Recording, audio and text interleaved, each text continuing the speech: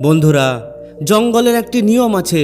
যখন একটা সিংহ গভীর ঘুমে আচ্ছন্ন থাকে, তখনও অন্য পশুরা তার কাছে যাওয়ার আগে শতবার ভাবে, তাদের দম বন্ধ হয়ে আসে। কিন্তু যখন একটা কুকুর জেগে থাকে, রাস্তায় জোরে জোরে ঘেউ ঘেউ করে, তখন একটা ছোট্ট বাচ্চাও পাথর ছুঁড়ে তাকে তাড়িয়ে দিতে পারে। এমনটা কেন হয়? সিংহ তো ঘুমাচ্ছে, কাউকে কামড়াতে আসছে না, তবুও তাকে এত সম্মান। অথচ কুকুরটা এত শোরগোল করে নিজের উপস্থিতি জানান দিচ্ছে, তবুও এত অসম্মান। উত্তরটা খুবই কঠোর কিন্তু সত্য। এই দুনিয়া আপনার ভালো মানুষকে সম্মান করে না। এই দুনিয়া আপনার ক্ষমতা এবং আপনার অস্তিত্বকে সম্মান করে। আচার্য চাণক্য হাজার হাজার বছর আগে এমন কিছু বলেছিলেন, যা আজকের কলিযুগেও শতভাগ সত্য। তিনি বলেছিলেন যে সরল সোজা গাছকে আগে কাটা হয়, আর বাঁকা গাছকে কেউ ছুঁয়েও দেখে না।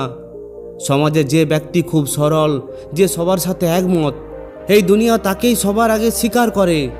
মানুষ তাকে শোষণ করে, তার সুযোগ নেয়, আর যখন তাদের কাজ শেষ হয়ে যায়, তখন তাকে দুধের মধ্যে পড়া মাছির মতো ছুঁড়ে ফেলে দেয়। আপনি শুধু আপনার অতীতের কথা মনে করুন, সততার সাথে চিন্তা করুন, কতবার আপনি মন প্রাণ দিয়ে কারোর পাশে দাঁড়িয়েছেন। শুধু অন্য মানুষটিকে সাহায্য করার জন্য আপনি নিজের গুরুত্বপূর্ণ কোনো কাজ ছেড়ে দিয়েছেন, নিজের ঘুম বিসর্জন দিয়েছেন এবং নিজের টাকা খরচ করেছেন। আপনি ভেবেছেন তারা আপনার প্রশংসা করবে, আপনাকে আপন করে নেবে, কিন্তু বিনিময়ে আপনি কি পেয়েছেন? বিশ্বাসঘাতকতা, অপমান বা পরচর্চা। যে ও একটা বোকা, ওকে ব্যবহার করে চলে যাও। যদি আপনার সাথে এমনটা ঘটে থাকে, তবে আজ এই তিক্ত সত্যটি শুনুন। এটা এই দুনিয়ার দোষ নয়, এটা আপনারই দোষ। আপনি নিজেই লোকেদের আপনার সুনাম নিয়ে খেলার অনুমতি দিয়েছেন। আপনি আপনার ভালোত্বকে এতটাই সস্তা করে ফেলেছেন যে লোকেরা সেটিকে আপনার কাজ বলে ভুল করতে শুরু করেছে। সম্মান দোকানে পাওয়া যায় না, বা ঘ্যান ঘ্যান করেও অর্জন করা যায় না। সম্মান অর্জন করতে হয়, আবার কখনো কখনো তা ছিনিয়েও নিতে হয়। এটি করার জন্য আপনাকে ভিড়ের ভেড়া না হয়ে সিংহ হতে হবে। আজ আমরা আচার্য চাণক্যের নীতিশাস্ত্রের 7টি সবচেয়ে গুরুত্বপূর্ণ নিয়ম শিখব, যা একজন সাধারণ মানুষকে একজন শক্তিশালী ব্যক্তিতে রূপান্তরিত করে। এটি কোনো অনুপ্রেরণা নয়, এটি হলো সম্মান অর্জনের বিজ্ঞান। যদি আপনি আগামী কয়েক মিনিটের মধ্যে এই নীতিগুলি আত্মস্থ করেন, তাহলে বিশ্বাস করুন, আগামীকাল থেকে লোকেরা আপনাকে দেখে তাদের পথ পরিবর্তন করবে না, বরং আপনাকে পথ ছেড়ে দেবে।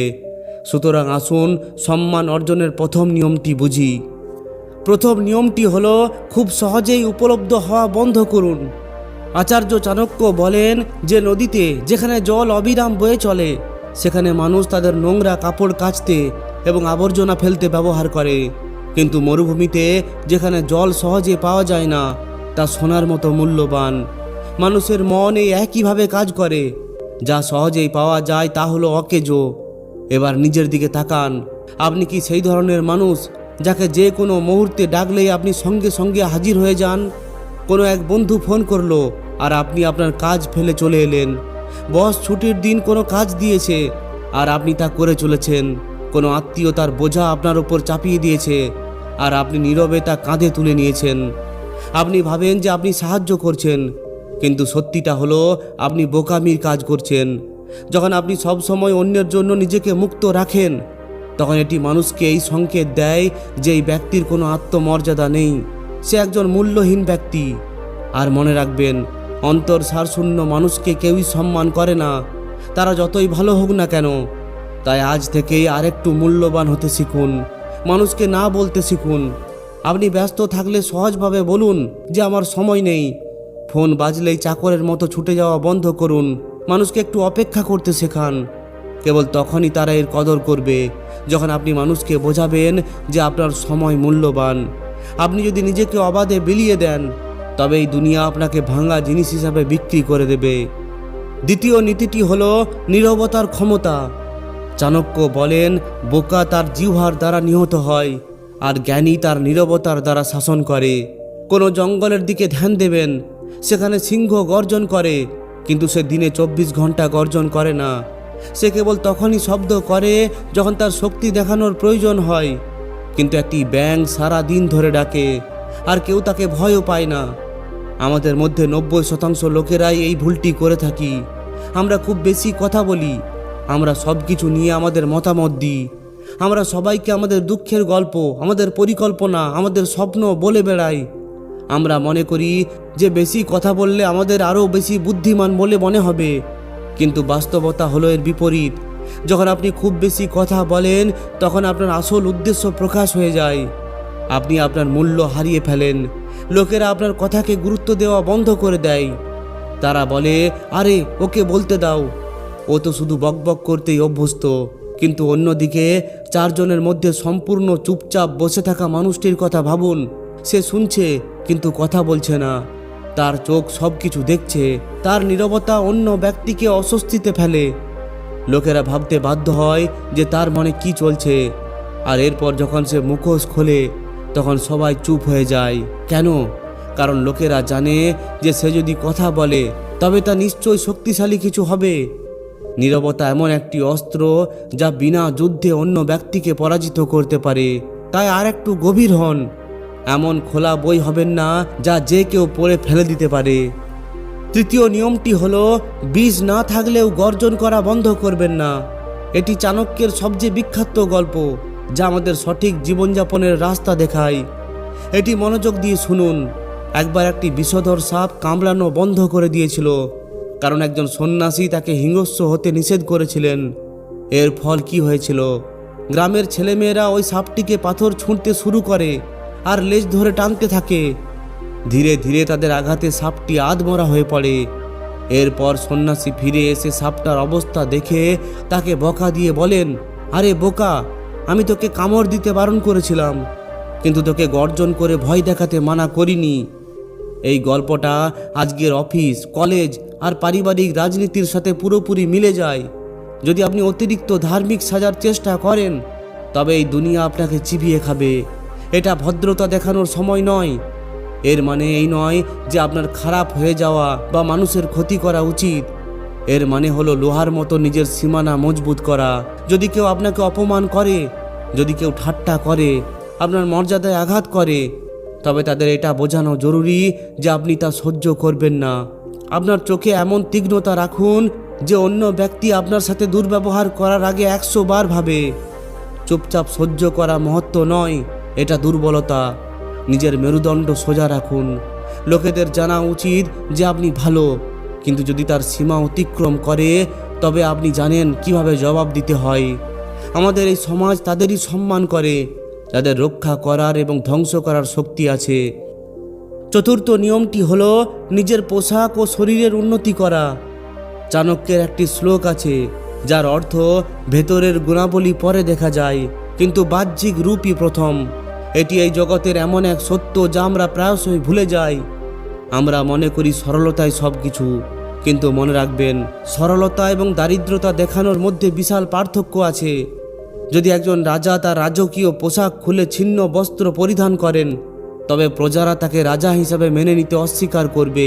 যদি আপনি কুঁজো হয়ে হাঁটেন, যদি আপনার পোশাক নোংরা ও অপরিচ্ছন্ন হয়, যদি আপনার চোখে ঔজ্জ্বল্যের অভাব থাকে, যদি আপনি ভীরু আচরণ করেন, তবে আপনার মুখ খোলার আগেই সামনের ব্যক্তিটি আপনার সম্পর্কে একটি ধারণা তৈরি করে ফেলবে। আর তার ধারণাটি হবে যে আপনি একজন দুর্বল মানুষ। এই ধারণাটি দমন করা সম্ভব। যখন আপনি কারোর সাথে দেখা করতে যান তখন আপনি শুধু আপনার কথা নিয়ে যান না, আপনি আপনার পুরো শরীর নিয়ে যান। দামি পোশাক পরা আবশ্যক নয়, তবে পরিষ্কার এবং উন্মুক্ত পোশাক পরা অপরিহার্য। সোজা হয়ে দাঁড়ানো, চোখে চোখ রেখে কথা বলা এবং আত্মবিশ্বাসী ভাব বজায় রাখা, এই সবই প্রকাশ করে যে আপনি নিজেকে কতটা সম্মান করেন। আর নিয়মটা খুব সহজ। যদি আপনি নিজেকে রাজার মতো উপস্থাপন করেন তাহলে এই জগৎ আপনাকে ভৃত্যের মতো দেখার সাহস করবে না। পঞ্চম নিয়মটি হলো, নিজের আয় বাড়ান, ভিক্ষা করবেন না। চাণক্যের এই উক্তিটি হৃদয়ে পাথরের মতো আঘাত করে। তিনি বলেন যে যে ব্যক্তি অন্যের আয়ে জীবনযাপন করে সে স্বপ্নেও সম্মান পেতে পারে না। ভেবে দেখুন, যে হাত বারবার টাকা চাইতে অভ্যস্ত হয়ে যায় তা কখনোই সম্মানের যোগ্য নয়। যেদিন আপনি কোনো বন্ধু বা আত্মীয়ের কাছ থেকে 500 টাকা ধার করবেন সেই দিন আপনার অর্ধেক সম্মান ওই ব্যক্তির পায়ে গিয়ে পড়বে। সমাজ টাকাকে সম্মান করে, ব্যক্তিকে নয়। এটা কঠোর, কিন্তু এটাই পরম সত্য। যদি আপনি এখনও আপনার বাবার আয়ে বা বন্ধুদের সমর্থনে জীবনযাপন করেন তবে সম্মানের আশা ছেড়ে দিন। নিজের খরচ নিজেই বহন করুন। আপনি কম উপার্জন করলেও সেই টাকাটা আপনার নিজের হওয়া উচিত। যখন আপনার পকেটে নিজের কষ্ট অর্জিত টাকা থাকে, তখন আপনার কণ্ঠস্বরের একটি ভিন্ন শক্তি থাকে। সেই শক্তি আপনাকে কারোর কাছে মাথা নত করতে দেয় না। এমনকি একজন উপার্জনকারীর কুঁড়ে ঘরও একটি প্রসাদের চেয়ে নিরাপদ, আর একজন ভিক্ষুকের প্রসাদ একটি কারাগারের মতো। তাই আপনার আয় বাড়ান। চাণক্য বলেন যে নিজের লোকেরাও একজন গরিব ব্যক্তিকে ত্যাগ করে, আর একজন ধনী ব্যক্তির শত্রুরাও তার আত্মীয় হয়ে যায়। ষষ্ঠ নিয়মটি হলো নিজের তথ্য কখনো কারোর কাছে প্রকাশ করবেন না।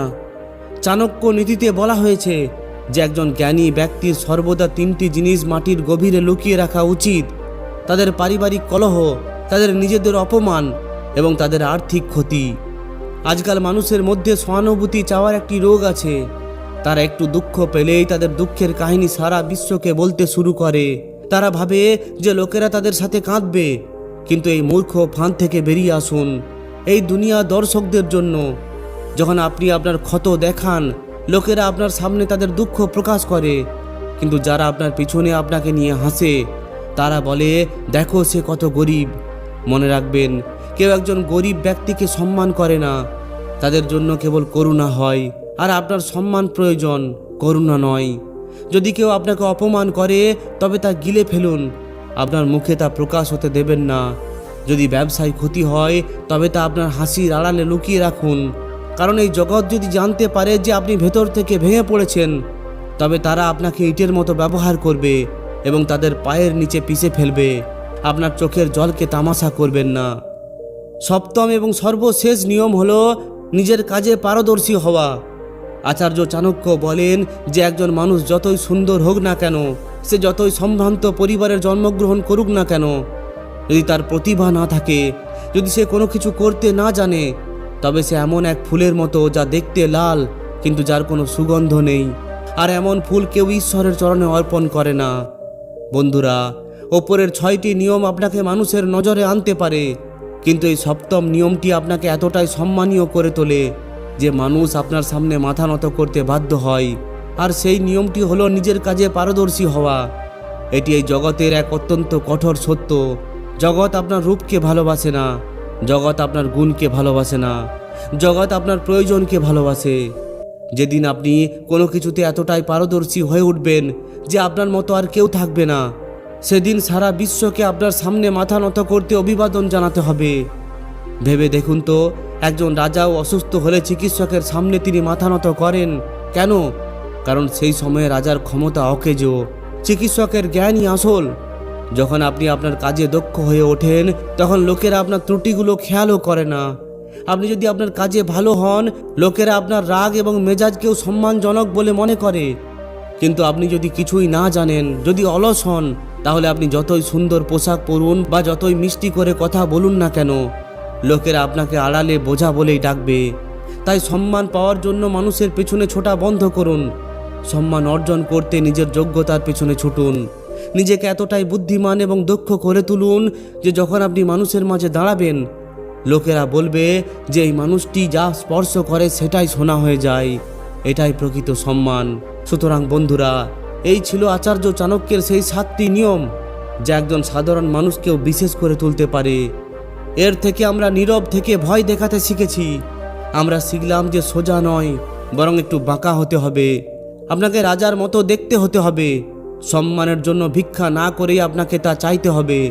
আপনাকে চোখের জল না ফেলেই নিজের কাজে পারদর্শী হতে হবে। এখন সিদ্ধান্ত আপনার। আপনি কি এখনও মানুষের সাথে একমত হয়ে তাদের তোষামোদ করে সম্মানের জন্য ভিক্ষা করতে চান, নাকি চাণক্যের মতো নিজের শর্ত মাথা উঁচু করে বাঁচতে চান? মনে রাখবেন, কোনো সিংহ, ভেড়া, ছাগল তার সম্পর্কে কি ভাবছে তা নিয়ে কখনো ভাবে না। সিংহ যখন তার পদক্ষেপ নেয়, জঙ্গল তখন নিজে নিজেই তার পথ ছেড়ে দেয়। আপনাকেও সেই সিংহ হতে হবে। তাই আজ নিজের কাছে প্রতিজ্ঞা করুন। আজ বুকে হাত রেখে বলুন, আমি আমার মা বাবা এবং শিক্ষক ছাড়া আর কারোর কাছেই মাথা নত করব না। আমি নিজের সম্মান নিজেই অর্জন করব। যদি এই ভিডিওটি আপনার ভেতরের ঘুমন্ত সিংহকে জাগিয়ে তোলে, যদি আপনি অনুভব করেন যে হ্যাঁ, পরিবর্তনের সময় এসেছে, তাহলে কমেন্টে আপনার সমস্ত শক্তি দিয়ে লিখুন যে আমি সেরা। কারণ আপনি যখন নিজেকে শ্রেষ্ঠ বলে মনে করবেন, তখনই এই দুনিয়া আপনাকে শ্রেষ্ঠ বলে মনে করবে। আর হ্যাঁ, যদি আপনি এই ধরনের আরও শিক্ষামূলক ভিডিও পেতে চান তাহলে আমাদের এই চ্যানেলটিকে অবশ্যই সাবস্ক্রাইব করে নিন। এতে আমরা জীবনযাপনের এমন সব গোপন উপায় প্রকাশ করি যা কোনো স্কুল বা কলেজে আপনাকে শেখাবে না। ধন্যবাদ।